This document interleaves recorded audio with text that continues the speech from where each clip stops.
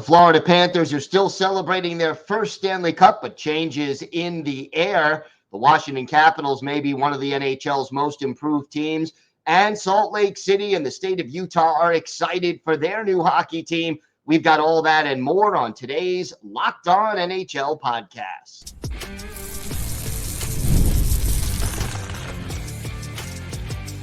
You're Locked On NHL, your daily podcast on the National Hockey League. Part of the Locked On Podcast Network, your team every day. Gil Martin here, and welcome everybody to the Monday edition of the Locked On NHL podcast, part of the Locked On Podcast Network, your team every day. I want to thank everyone who makes Locked On NHL your first listen every day. Don't forget to subscribe on YouTube or wherever you get your podcasts so you can get new episodes as soon as they drop. Today's episode is brought to you by FanDuel. Make every moment more.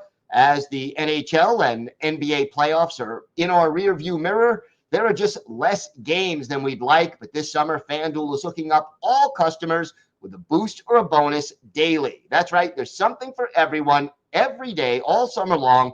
Visit FanDuel.com to get started. It is great to welcome back to the show the co-host of Locked On Utah HC, Robyn Leano, and I'm still getting used to that, Robyn. I'm still hey, trying to learn that one. You and me both, Gil. It's taken me a while to get used to. About a couple weeks ago, even then, I was about to even say, Coyotes at one point. I was like, oh, whoa, where did that come from? Well, it's only been a few years that you were doing that, so I understand it. Yeah. But, these are exciting times for this hockey team. And let's start with this offseason because they have been busy. And I know, for example, The Athletic ranked them as one of the most improved teams this offseason as far as the moves that they made. Which moves excite you the most heading into this training camp about a month away? And I think a lot of people would probably agree with me on this one. The biggest move that they made this offseason was the acquisition of Mikhail Sergachev. A blockbuster trade that happened on day 2 of the draft back in June, picking up a top pair offensive defenseman. That's something that Utah hasn't had in quite some time. Dating back to even through those Arizona days, and it was a lot of excitement, and there was still a little bit of question marks surrounding him especially with surrounding his health and how well he can battle through those injuries that he's had in the past, and if he can kind of reach his peak, because he's around that period for a defenseman where a defenseman should be at their prime. So if he can get past those injuries, I think a lot of fans in Utah should be extremely excited, and I think that's the biggest move, I think, without a doubt, for this Utah Hockey Club. And it's not the only move they made to strengthen the blue line. Oh, no, absolutely not. They made another trade that very same day in the acquisition of John Marino, who I firmly believe is going to be that pair mate to kind of complement Mikhail Sergachev on that top pair. They even got a signing in free agency to bolster the blue line on the more bottom end of the depth and getting Ian Cole out there. So they're getting these guys and really figuring it out. And just a few days before that, Gil, just a few days before the draft, before that free agency, Utah's defenseman counts were 0, and then then they make one of the re-signings, a couple other re-signings, and then getting the trades, and it went immediately to 6, from 0 to 6 in the span of 5 days. It was amazing what they were able to do, and oh wow, they got a blue line. This team has been rebuilding for a few years, but they've also been accumulating picks and young players. Where do you think they are in this process right now? Yeah, I think they're really close to being able to team that's going to be able to compete pretty soon. A lot of these young guys are finally able to get to their, you get a lot more comfortable. Dylan Guenther is about to enter his 3rd season in the National Hockey League. I think at this point he's really finding a foothold and finding himself I really firmly believe, and I've said it on my show, the Locked On Utah Hockey Club podcast, and saying I expect him to make a significant strides this season in Utah. Logan Cooley, after a phenomenal rookie campaign, I anticipate him to do much of the same this year. They keep making really good picks that fit the mold of what they're doing, and they're only getting better from here. This team is getting it really close to looking to compete this year. Maybe not make a playoff spot, but heck, I would say this, that in about 3 years from now, a lot of people are going to be talking about how competitive this team's going to be. And that's always a bonus. Is there one player right now who, if he has, a really great season, that will mean the most to this team's improvement? Oh, I think, and I think I'll kind of go back again to talking about Dylan Guenther, because I was super high on him, and I've talked about him on a radio show. I've talked about him on my podcast. I've talked about him to some friends who simply want to ask me, who do I think is going to be the guy to watch for? Look, when the Coyotes drafted Dylan Guenther, I was high on him. I was like, oh, this guy is a true goal scorer. He's going to be a really important asset to the team a few years down the road. Like I said, Gil, this is his third season now in the league. He's still really young, still has some development to go, no doubt about it. Obviously, I don't know what he worked on this off season yet, but training camp's only around the corner, and I have a strong feeling that once training camp hits, we're going to see a whole new version of him, and he's going to really show it, bring this team to some new heights. Here we are, first ever NHL campaign for Salt Lake City. What is the vibe around the city, and what is the vibe around the team in relation to this move? I think with the city, the excitement could not be said. It couldn't be explained well in words, because just take a look at what this team, what the city has already done. They went in the media in the first week or so, or when deposits went available, they exceeded the amount of deposits available for the entire season, and by a crazy amount. I think they got to like 30,000 or so season ticket deposits. The arena only holds 10,000 for season tickets because it's unobstructed seats. Unobstructed seats, 10,000 seats, plus a few more for the obstructed, but they're not selling tickets for those season tickets for those. So the moment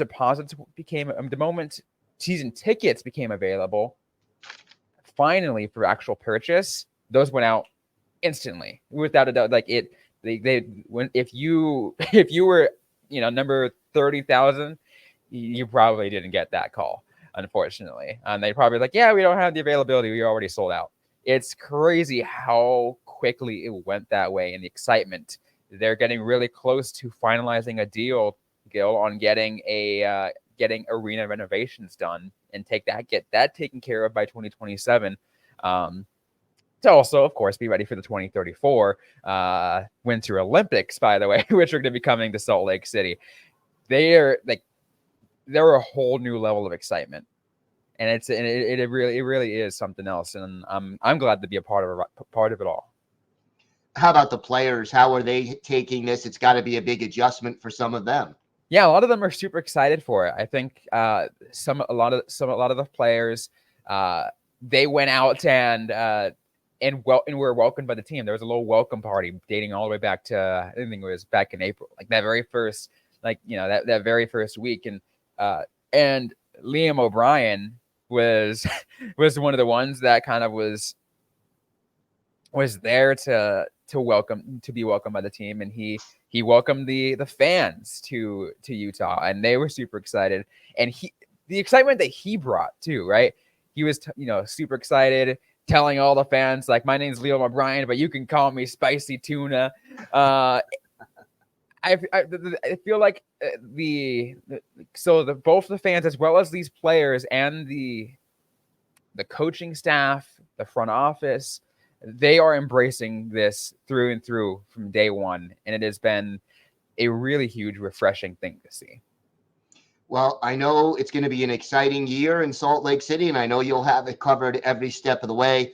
Robyn, why don't you tell our viewers and the listeners where they can find the podcast and where they can find you and your co-host on social media? Yep, on the podcast, we are on Twitter, or X as we now known as, on Threads, Instagram at LO_NHL Utah. I am personally at Robyn _Leano. It's Robyn with a Y _LEANO. My co-host Tom Callahan, you can find him. He is at Callahan on Air. All right, Robyn, thank you so much. Of course. Today's episode is brought to you by your friends at FanDuel. I love sports. I love them so much I never want them to stop. But with the Stanley Cup playoffs and the NBA playoffs far in our rearview mirror, we have fewer games. And the sports aren't sportsing like I want them to. But FanDuel lets me keep the sports going whenever I want. And all I have to do is open the app and dream up bets anytime I'm in the mood. This summer, FanDuel is hooking up all customers with a boost or a bonus daily. That's right. There's something for everyone every day, all summer long. And look, Major League Baseball in full swing.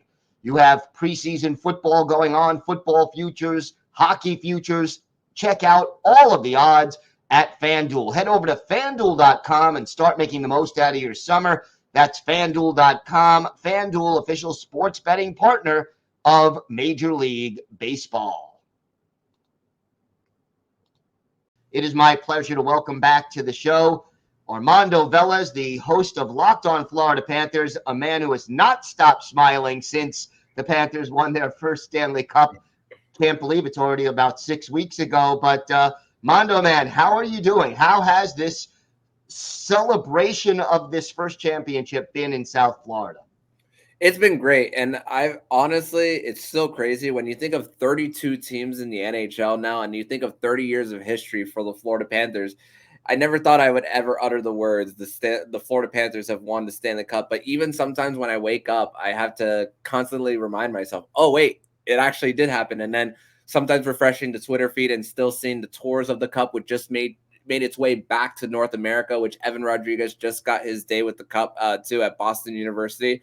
So, yeah, it's still very much exciting that the fact that they are Stanley Cup champions. And, hey, can't wait for another season to see if they can do it again. What has this meant to hockey in South Florida? I know it's early to sort of tell the impact, but what's the vibe? It's for the Panthers, it's everything. The vibe is everything. I mean, you see think about it. I mean, just going to our local Publix. I mean, if we were like, you didn't see as many people in Panthers gears years ago, and now you'll see it like here and there for the Panthers. I mean, even the billboards. Congratulations to the Florida Panthers winning the Stanley Cup. I mean, the town, the region is just so bought into this team. And I mean, you think about, but it's even everything just leading up to it, with the new practice facility for the team, even just the trades prior to it, and just knocking on the door consistently. And the thing is with South Florida in a state that multiple people from multiple states come and move, and they have their allegiances with their other teams. You really got to sell your product to the people of South Florida. And it's just not winning 1 year. It's just being in the dance multiple years and giving yourself an opportunity. All you want is a shot. And the fact that the Panthers have given themselves a shot over and over again, it made it even exciting even before winning. And then obviously the end goal of finally achieving it, it just really opened the door wide open for how much this game could really grow here. Now, obviously, when you win a championship, it's hard to keep the team together. We knew some players were going to depart, and we've seen that a little bit this offseason. Vladimir Tarasenko no longer with the team. But to me, the two bigger ones were Brandon Montour and Oliver Ekman-Larsson. Talk to me about those players departing and what impact it's going to have on this team. It's so crazy because even going into Game 7 when they had a 3-0 lead and then lost 3 straight, I said changes are going to come one way or the other. how do you want to be remembered? And thankfully for both of them going out, they're going out being remembered as Stanley Cup champions. And you think about just Oliver Ekman-Larsson's story, being traded from Arizona, top first round pick, a captain, and then all the injuries that he dealt with in Vancouver. He had more goals in 1 year with the Panthers than he did in his 2 seasons in Vancouver. I know that's not what his assignment is mostly to. His is most like more to be a power play quarterback and even contribute as far as breaking it out of the zone for OEL. But just a story for him on his own personal redemption on getting to the Stanley Cup. It's great for him. Obviously, he was a stopgap. That was always going to be the case for him. And then he was going to get his big payday because of the fact that he was still getting paid by both Utah, and Vancouver. But for Brandon Montour, just the fact that the Panthers gave a 3rd round pick to Buffalo at the time, and then really his game truly started to explode really when the coaching change happened with Paul Maurice coming into the mix. He had the most points by a defenseman in Florida Panthers history in 2023. Obviously dealt with the injuries coming into the 2024 season, but was able to still catch up and still contribute to the Panthers. I mean, listen, when you win and you're constantly paying guys and also giving up draft capital, the bill does come due for the team. And right now, with them and their priorities of locking guys up like a Sam Reinhart, like they did recently, Anton Lundell too, for them. A few guys were gonna be end up missing out, and unfortunately for Brandon Montour and OEL, they were the guys to do so. But they so deserved their paydays. I also want to mention that. No question about that. So how do you replace these players? What have the Panthers done to add this year offseason? Yeah, for the Panthers, it's funny because they were able to bring in Nate Schmidt, who came over from Columbus for the Panthers, and there was a lot of excitement even in his opening press conference for him.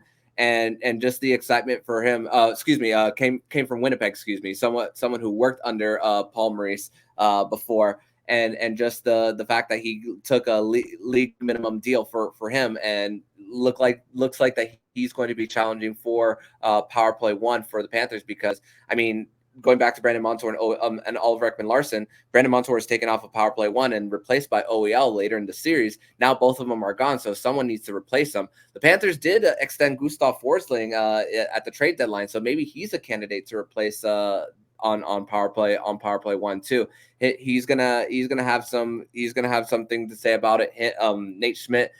Adam Boquist as well for him, who came from Columbus, who's worked under Bill Zito before. So there's also that opportunity for the Florida Panthers to get guys and to acclimate them into this for the Panthers. And also I also wanted to mention another big loss, and I think this one is probably the big loss that nobody is talking about, and it's Kevin Stenlund, who signed a 2-year deal with the Utah Hockey Club, and he was a 4th line center, really key in on faceoffs, the top unit when it came to penalty killing too.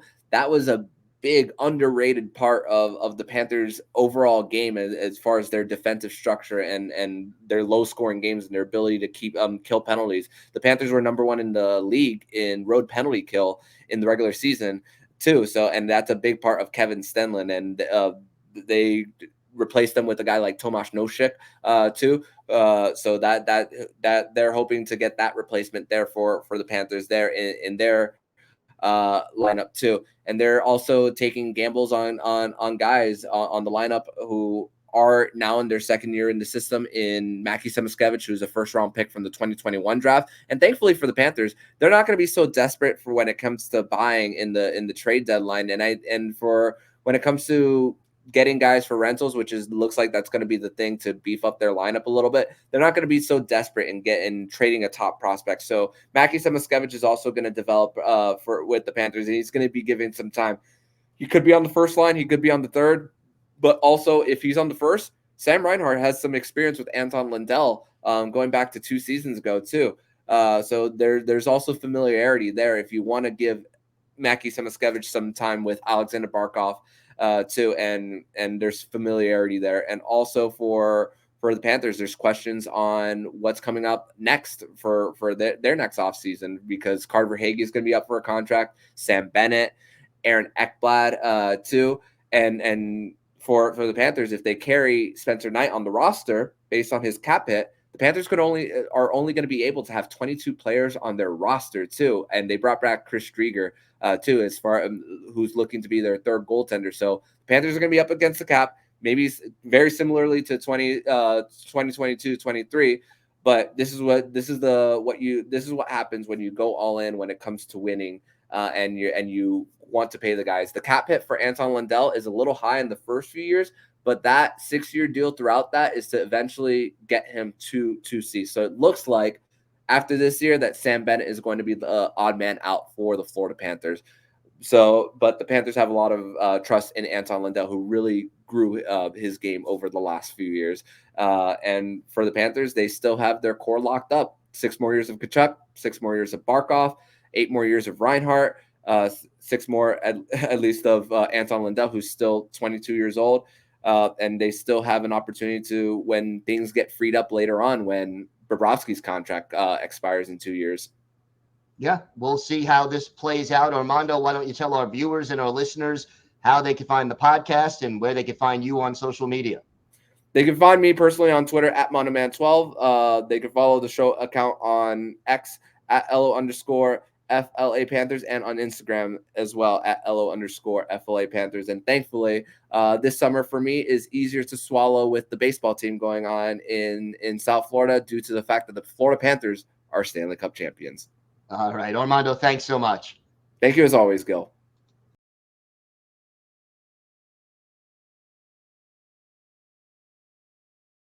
It is my pleasure to welcome back to the show the host of Locked On Capitals, Dan Holme. And Dan, it has certainly been a very active offseason for the Washington Capitals.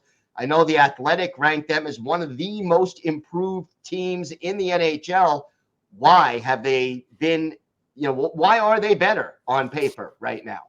Well, the former GM, Brian McClellan, he made some big acquisitions, and he didn't even wait for free agency and went out and acquired Pierre-Luc Dubois, a guy that is kind of surrounded by criticism.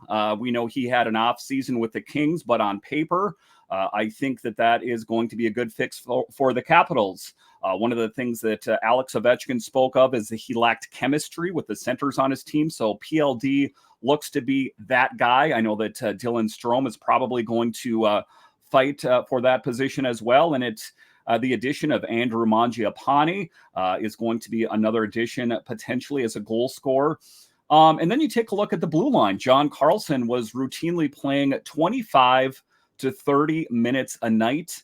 That is not sustainable for John Carlson or the Capitals. So he went out and made some big acquisitions. And Jakob Chychrun, quite a defenseman who has an offensive flair. I'm pretty excited about that. And they got him for, well, next to nothing.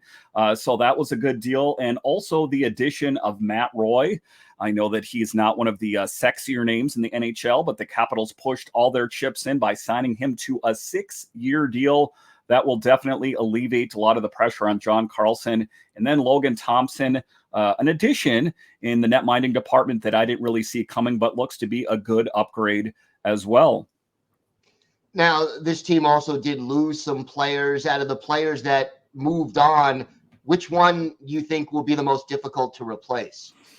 Well, when you take a look at it, Darcy Kemper was the big guy that moved out, and that was to get Pierre-Luc Dubois in here. You saw Malenstein, you saw Abe Kubel move out, but with Malenstein moving out, the Capitals moved up in the draft and got a good selection there. I'm not too heartbroken, to be honest with you, about any of the players that are gone. I know that Beck Malenstein, if I had to pick a player that I'm upset about, just because he was a guy that did whatever it takes to get a jersey any given night, laying down, blocking shots, doing the dirty, gritty things that a lot of other players don't like doing. Abe Kubel, I'm fine with that. Max Pacioretty, I take a look at him. He was more of a mentor. There was a lot of risk associated with it. 2 times he had those Achilles issues. And I know the Capitals were all in on him originally. 6 times in his career, he had scored 30 goals. But to answer your question, I'm not too heartbroken about any of the players that are moved out. I'm pretty excited about the players that got brought in, however. How much better on paper, because obviously we're still about a month away from training camp, but how much better is this team on paper than they were a year ago? I think a lot better, more goal scoring. And a lot of this, former GM Brian McClellan said they're risky moves. And to clarify what he meant by that was that these were moves that have risk. Pierre-Luc Dubois could not, maybe not live up to potential. Andre Mangiapane.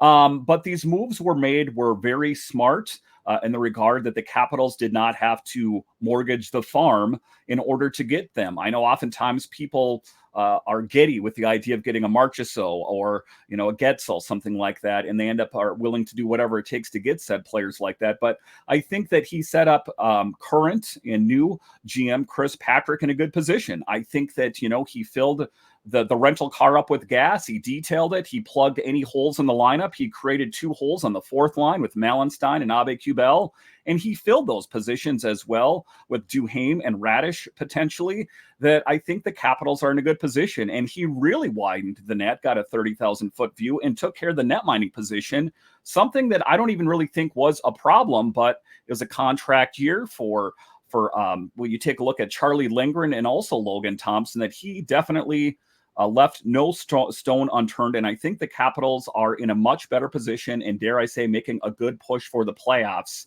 as we record this in August. Talk to me about Alexander Ovechkin. He is the leader of this team. Last year, slow start, obviously, came on later in the season. Where do you see him, and how important is his quest for Gretzky's record going to be for this team this year? So there's 41 to catch and 42 to pass Gretzky. And, oftentimes he'll deflect it and goes, it's not that important to me. That's more important to you fans. I want to win more cups here. But I know what that's really all about with Alex Ovechkin after every game. When do you think you're going to catch Gretzky? When do you think you're going to catch Gretzky? I think he got so sick of it that he said, it's important to you guys. I want to win another Stanley Cup. But as I often say, as Alex Ovechkin goes, so go the Capitals. Take a look at him last season. Ovechkin got off to a slowest start in his entire career, went to Dubai, rode around on a camel during the All-Star break, came back a changed man. And the Capitals went on a heater towards the end of the season and did the unthinkable by making it to the playoffs. Something that seemed outside of the realm of possibility. But Alex Ovechkin is in a good position.